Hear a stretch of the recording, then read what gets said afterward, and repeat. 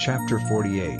Now after these things, word came to Joseph that his father was ill, and he took with him his sons Manasseh and Ephraim. And when they said to Jacob, "Your son Joseph is coming to see you," then Israel, getting all his strength together, had himself lifted up in his bed.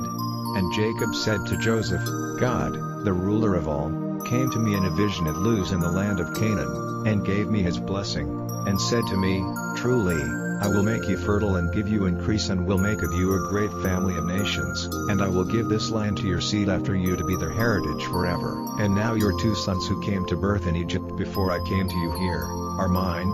Ephraim and Manasseh will be mine, in the same way as Reuben and Simeon are. And any other offspring which you have after them, will be yours, and will be named after their brothers in their heritage. And as for me, when I came from Paddan, death overtook Rachel on the way, when we were still some distance from Ephrath, and I put her to rest there on the road to Ephrath, which is Bethlehem." Then Israel, looking at Joseph's sons, said, "Who are these?" And Joseph said to his father, "They are my sons, whom God has given me in this land." And he said, "Let them come near me, and I will give them a blessing."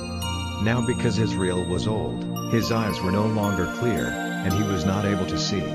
So he made them come near to him, and he gave them a kiss, folding them in his arms. And Israel said to Joseph, "I had no hope of seeing your face again. But God in his mercy has let me see you and your children." Then Joseph took them from between his knees, and went down on his face to the earth.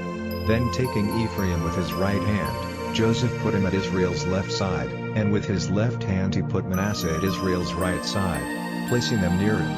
And Israel, stretching out his right hand, put it on the head of Ephraim, the younger, and his left hand on the head of Manasseh, crossing his hands on purpose, for Manasseh was the older. And he gave Joseph a blessing, saying, "May the God to whom my fathers, Abraham and Isaac, gave worship, the God who has taken care of me all my life till this day, the angel who has been my Savior from all evil, send his blessing on these children, and let my name and the name of my fathers, Abraham and Isaac, be given to them, and let them become a great nation in the earth." Now when Joseph saw that his father had put his right hand on the head of Ephraim, it did not seem right to him, and lifting his father's hand he would have put it on the head of Manasseh. And Joseph said to his father, "Not so, my father, for this is the older, put your right hand on his head."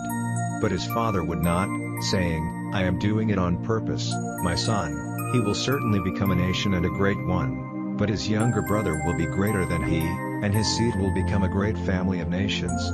So he gave them his blessing that day, saying, "You will be the sign of blessing in Israel, for they will say, May God make you like Ephraim and Manasseh," and he put Ephraim before Manasseh. Then Israel said to Joseph, "Now my death is near, but God will be with you, guiding you back to the land of your fathers. And I have given you more than your brothers, even Shechem as your heritage, which I took from the Amorites with my sword and my bow.